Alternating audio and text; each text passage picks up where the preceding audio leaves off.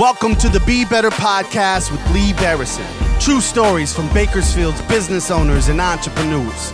Lee is a local real estate broker that sold over 1,700 houses in almost 18 years. He is a husband, father, owner, and lead coach of Infinity Real Estate Services.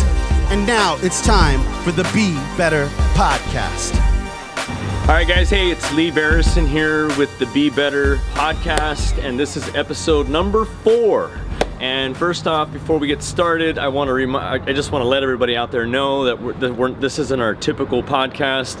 We're actually shooting on site in East Bakersfield in the Hillcrest Center, right off Niles Street. And so you guys might hear some background noise or whatever, but I'm sure you can hear us just fine as we do this podcast with my good friend Kyle Carter. And before we get started, I just want to remind everybody out there to give us a like, give us a thumbs up, give us a 5-star review, and if you like it, post a comment and tell us what you guys think. Right? So this basically is Kyle Carter. Kyle, say hi to everybody out there. Hey guys, how you doing? So Kyle and I, we've grown up since we met basically in 2nd grade. Yeah. Went to Horseman Elementary. Right. Grew up in this beautiful neighborhood on the east side, right? Your mom was my yard duty teacher at Horseman. At Horseman. Your dad was just a hardworking man. Yeah. Is still a hardworking man, right? Because I just saw him at the shop last week. And so, Kyle, obviously, the reason why I wanted to bring Kyle on the show today, guys, is because Kyle just started from humble beginnings. I mean, he wasn't a trust fund baby, he wasn't handed a bunch of cash, he didn't win the lotto or anything like that. But basically, Kyle just started from humble beginnings, but he started from the bottom and now he's here. And so, let's go ahead and take a walk down memory lane real quick. And this is kind of like where we used to. Yeah, this was our local grocery store. This was Young's Market. Young's Market, right? Yeah. And definitely. And this place has kind of changed a little bit since then, right? Quite a bit. And then the bank used to be down there. Thrifty's Market used to be down there. Yeah. We used to serve ice cream and stuff like that. Kyle, the reason why I want to bring Kyle on is because he's the shit, right? and so the reason why Kyle is considered the shit in my eyes is because this guy not only started his own business, has been to some exotic places. He owns a whole block basically in downtown Bakersfield. And he can pretty much do what he wants, when he wants, however he wants, as often as he wants, right, Kyle? Oh, yeah. Theoretically speaking. Theoretically speaking, but pretty close. Pretty close. Okay, good. So tell me a little bit about the beginning, though. Okay. Well, as far as I don't want to go back too far, but like starting the company, I worked union. Okay. Started shortly after high school. How old were you? 19 and a half, 20 years old. Okay, so you got into AC, just labor, right? Yes, correct. Fabrication installs. Okay. Worked for a great union company for just under 7 years. Started my own business when I was 27. Okay, so tell me more about that. Why did you decide to start your own business? You know what, I seen the opportunity. And that's my biggest thing, opportunity. Okay. I just jumped out there, market was hot, I knew what I was doing, and I was planning that those years after working union, I did so much side work. I was taking all that money, buying equipment, because that's what I wanted to do. I wanted to eventually have my own shop. I'm 4th generation sheet metal worker. Okay, good. Great grandfather started Pico & Sons. My grandfather took it over. My dad took over Pico, which is a stainless steel based company. Been around since the 30s. Wow. So locally.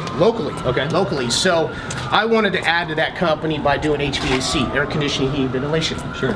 So 27 came. It was my time. 05. Okay. Market was hot. Why did you decide to buy your own company versus just work with somebody else? I wanted to. Because you didn't want to work for anybody else? Exactly. I wanted to start my own thing. I think that was my ultimate goal from when I was a kid. Sure. Not to the fact that just being my own boss and doing whatever I wanted at the time. It was just in my blood. I just wanted to do that. My great grandfather, my grandfather, my dad, and I didn't want to just take over their business. I wanted to start my own. Got it. Okay. I wanted to have my own achievements. Sure. You know, yeah. And that's kind of how it started. You know, 2005, got after it, and here we are now. Yeah. So at 27, you bought and created a company called California Air Systems. Yes. And then you guys really just really took off. Right? Yeah, took off. We're at a good. We have a good niche right now. We're a mainly based fabrication company. We fabricate ductwork for about 75% of the companies here in town. Wow. Okay. So we have 3 guys full time in the shop. We're all automated CNC plasma tables, CNC auto brakes. We got that great niche. We have about 10 installers. Okay. And 2 service techs. So you're loaded. I mean, you got everything set up. Yep. And like I mentioned, I mean, you bought 5 parcels on 1 block, so you basically almost own the whole block. Yes, 18th Street. What made you buy the whole block? Well, growth. We needed the yard space. We needed the building space. So as every year goes by, we're buying more trucks. We're putting money back into the business, and that's the only way you're going to grow and evolve. You gotta grow with. When things change, you got to change. Got it. You can't just be stuck in this old school rut. Right. You know, you're never going to get any bigger. Sure. And that's our ultimate goal. You know, we need to get bigger. We have to get bigger. Now you're 40, right? Yes, just turned 40. Okay, fantastic. And so what did we do last year? We completely switched gears last year. Yes. And we went in a completely different direction that you had no knowledge about, right? Right.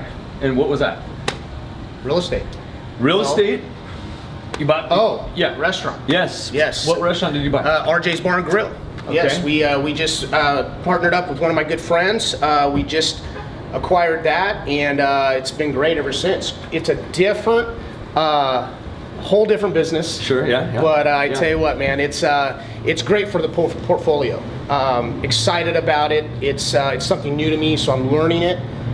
Same with my business partner. He has multiple businesses, so it's new to him as well. So it's like together we're kind of bringing that together and hired a great manager. So we're kicking ass over there. It's good. It's really cool, guys. RJ's, it's on Hagman. If you haven't been there, great food. But listen, so I mean that's crazy. I mean you've been stuck in this AC business, and then all of a sudden Switch gears. said, I'm just going to switch gears, jump into the restaurant business, buy a restaurant, and now I own a restaurant. Yes. Okay, how many rental properties have you bought off me? 14. Okay, so boom, now he's diversified all over the place, guys. This guy has 14 rental properties, all up here on the east side, primarily. And so let's switch gears again. Okay, so we got the AC company, we got the restaurant, we've got the rental properties. What's next? Or is there anything in the works? Oh, there's definitely stuff next. There's you'll have to see. We're working on something big, so we'll, I'll let you know on the next podcast. Very cool. Okay, good. So listen here. So I know that every entrepreneur like you, right, that I talk to, has had struggles in their life or in their business, right? Give everybody out there that might be an AC, that might consider owning a restaurant. Maybe they already do own a restaurant. Maybe they're thinking about getting involved in residential real estate. Give everybody out there some time you struggled, I guess, you know? Yeah, I mean, anything with owning something is always a struggle. It's always a battle, especially you have all the liability. You have all the risk. You just gotta put your head down and keep going. You're gonna hit those days where you're gonna wanna just give up, and at the end of the day, you come back and you go home, you see your family, and you're like, why am I gonna give up? This is why I'm here. This is exactly why I'm here, for my family. So that's kind of where the thing is. It's key is family, you know, and holding that together, and everything else will just fall right in place. So with the AC business, is there a time in your life where you're just like, fuck it, I'm done. Oh yeah, I can't handle this shit anymore. Yeah, all the time. But yeah, I mean it's but that's the nature of the beast. You know, you're always gonna have that point where you just like, you want to give up, but then at the end of the day you look and go, you know what, this company helped me get to this point, it helped me get here, helped me get there. Now I'm reinvesting money that I made this company in real estate, and then the real estate made me some money to invest into the restaurant. And you just keep the ball rolling. And honestly, without my wife, shoot, man, she's kick ass. Your wife is basically everything to you. I know that. Oh yeah, she's Holding it together, man. She's the one that keeps you in check. Yeah, oh, for sure. Yeah, no doubt. Yeah. So let me ask you this. Being that we've grown up together, you know, I also grew up with your brother. Yes. Brian, right? He was a dear friend of mine. Great brother to you. Yep. And your brother passed away about at 2 years ago? to almost to the date. In October 30th. Yeah. And I know when my mom passed away, I wanted to just give up. Yeah.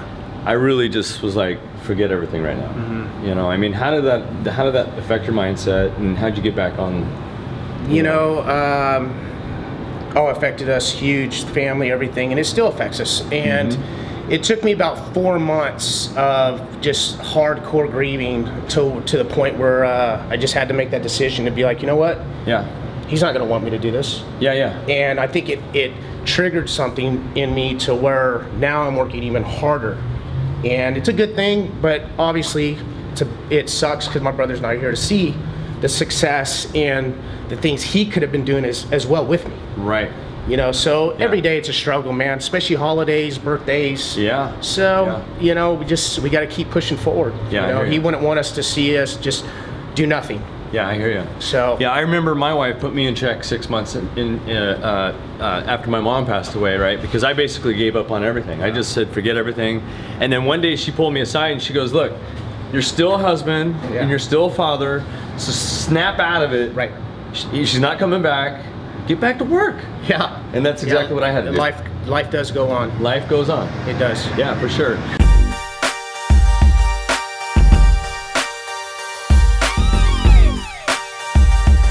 All right, guys, so we've switched locations and we have come down to Kyle's house where he grew up and where he first started his life as a child. And you know, Kyle, just give me an idea, like, you know, when, you know, growing up in the hood, basically, you know what I mean? Where was that changing point where you're like, you know what, fuck this shit, I really want to do something big with my life? Well, you know what, I remember my main memory when I was 8. That's when I would always see my dad work in the garage, hour after hour after hour. He'd get off work, he'd be in the garage, and I would just sit there and watch him and be like, man, this old man's working his ass off. Yeah. And I was 8 years old and I noticed that. Most kids don't. They're riding their bikes, playing. And don't get me wrong, I rode my bike, I ran around the neighborhood and did crazy stuff. But, you know, for that moment, I realized, you know what? I need to help him out. Yeah, yeah, yeah. So I would mow the lawn every weekend without being asked. I'd wash their car without being asked. And then when I was done mowing, I'd take the mower down the block and ask all the neighbors, hey, can I mow your lawn for a couple bucks? And I would do it. So every weekend I'd have that hustle. Just, very cool. Yeah, yeah. So eight years old, that's kind of where it started. Did it for years. Yeah. And obviously we all lose our track and got a little crazy once I hit junior high. Tell me more about that. Oh, you know, well, I went to Compton, so you can imagine. We grew up together, so. Yeah, so Compton Junior High, way up north, up. Yeah. What do you think? 6 miles? Yeah, yeah. I had to, my mom would drop me off in the morning. I'd have to walk home every day. So on the way home, you know, boys being boys, get in trouble. Yeah. Getting little fights here and there. Yeah. But nothing major. Sure. You know, and high school hit. That's when the problem started. You know, we're all high school kids. Testosterone's flowing and getting all crazy. But I think my biggest turning point where I wanted to be successful and seize that opportunity was when I met my wife. When did you guys meet? Junior in high school. Junior in high school. Okay. And she went to Foothill though, right? No, she went to BHS. Oh, okay. Yeah, and my senior year, she had my oldest, and that's when I really started realizing that, you know what, this ain't a game anymore. This is real life. And that was my turning point, really. Wow. Having my oldest. Isn't it amazing how it's always the women in our lives that make the biggest corrections in our lives? Yes. Yep. You know, I know my wife did it for me. So I mean, so basically, you had your oldest when you turned 18. Yeah. And then you weren't going to be a deadbeat dad. You're like, man, I'm going to handle this, and I'm going to take care of her. Exactly. I'm going to take care of him. Yes. And I can't keep screwing around anymore. Yeah. I mean, as soon as I graduated high school, I went to work, during high school I worked at Los Hermanos over on Oswell on the east side. Okay. I was a stock with Seas Candy. So my mom was the manager over there. And right out of high school, I got hired onto the post office. So I was working all 3 jobs. The post office, the main annex. Oh, okay. Off of Pegasus. Yeah. So I worked all 3 jobs for a good 8 months. Wow. Continuously, man, just getting after it. Now let me ask you this, because in high school, we ran with a pack. Right.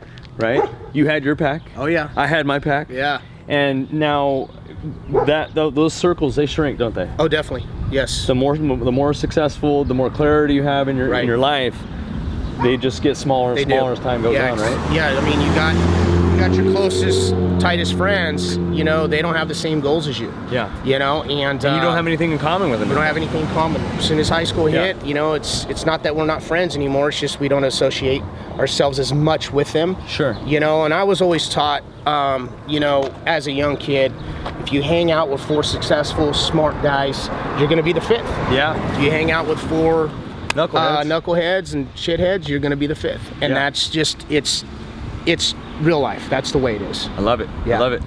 You know? Yeah. So I'll tell you what, let's do this. Let's go ahead and take a trip to the restaurant. Okay. Yeah, let's do it. Let's go have lunch at the restaurant. Yeah, let's do it. Okay.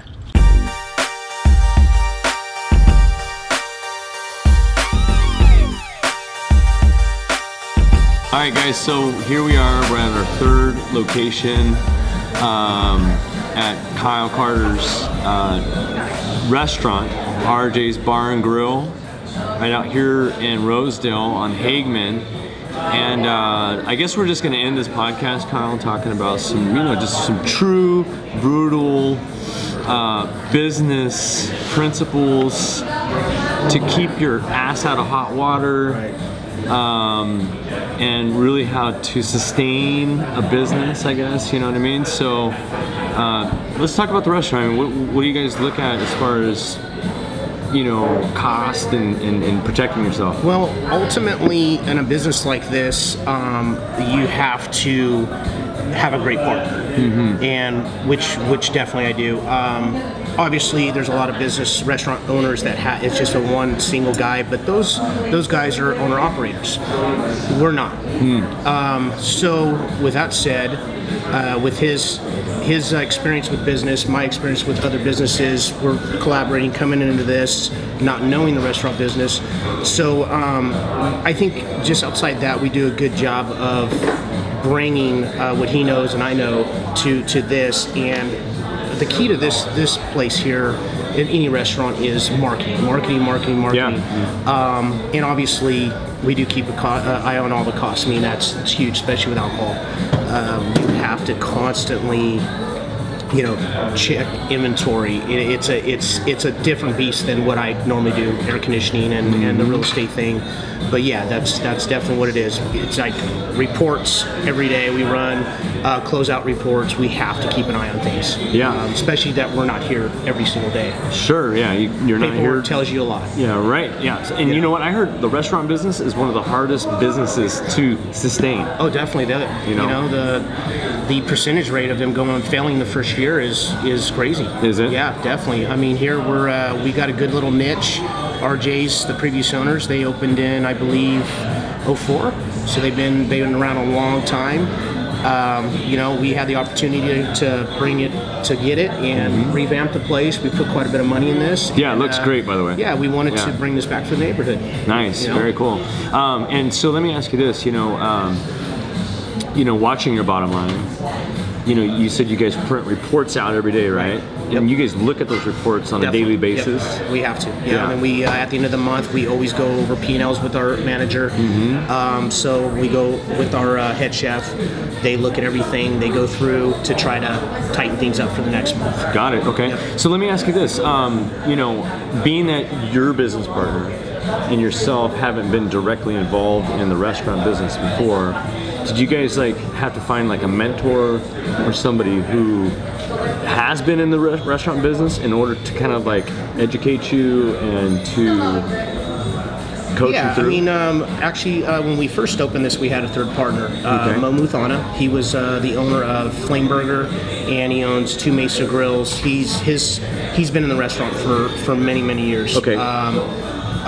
Great friend of mine. He owns ScanSoft. He actually did all the programming on our POS. He actually helped us get the ball rolling on this. Got it.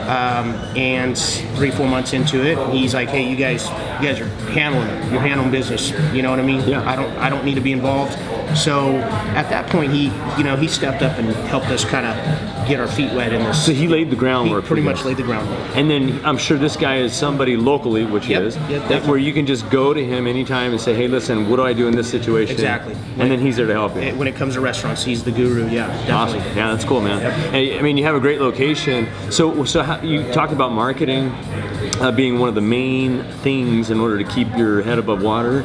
Like, what kind of marketing are you referring to? Well, we do. We're doing a lot of radio right now.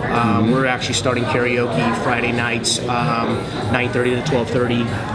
That's going to bring a lot of people. Do you sing? Friday night. Oh, definitely. You're a karaoke? Oh, yeah. Really? Nice. Yeah, so okay. you want to come down, check it out. Nice. But and then we're, far as specials. Yeah. Specials, the happy hour specials. It's key. A lot of guys, a lot of women, they like to have those discounts. So we're offering Sunday football. Happy hour all day long. Yeah. So that's, we got to have a special because there's so much to compete with. Sure. There's restaurants on every block. Correct. Yeah. So we have to find that little niche. Right. We do, like I said, we do a lot of radio advertisement. We're obviously free advertisement, Instagram, Facebook. Sure. We got to blast. Do you have somebody handling your marketing for you, or yes. is it, okay. Yeah, in-house. Our general manager, she takes care of all our marketing. Very, very cool. Yep. So you delegate all that to her, Right. and you give her probably a marketing budget each month to run. Yes. Very nice. Very nice. All right. Well, I mean, any last words that you want to give folks out there that are either wanting to get into the AC business, or are in the AC business, or do you want to give any advice to anybody that wants to open up a restaurant or currently owns a restaurant that might be struggling, or so on and so forth? Well, I think out of all my investments, all my businesses, obviously sheet metal trade is the hardest thing to start because you have to be trained in that trade. Yeah. But anybody out there, real estate is number one right now. Go see Lee Barrison. Yeah. Infinity Real Estate. Yeah. Take care of it. Thanks, man. Yeah. Well, and why don't we tell everybody out there how to get a hold of you in case they need AC work, and tell us the location of RJ's. Oh, RJ's 9440 Hageman, Callaway and Hageman on the corner, shopping center's Safe Mart. If you need to get a hold of me, I own California Air Systems. It's 501 East 19th, downtown. Yeah. And by the way, some of the biggest projects that you worked on are what? El Cajon? Yes, we did a lot of stuff in the Valley Plaza Mall, El Cajon shopping outlets? centers. Yep. We do. We have contract with all the Big Five Sporting Goods, the Turner's Outdoorsmen's. The list goes on. I mean, we do big stuff. So a lot of surgery centers, hospital work. So. Yeah, we got it down pretty good. So guys, any professionals out there that own big businesses or small businesses or residential too? Right, we do a lot of they do it all. placements. So with that being said, we're going to close this podcast out with Kyle Carter from California Air Systems, RJ's, real estate Eastside guru, and a really, really good friend of mine, and I really appreciate your time, bro. Thanks, I really Lee. do. Thank you.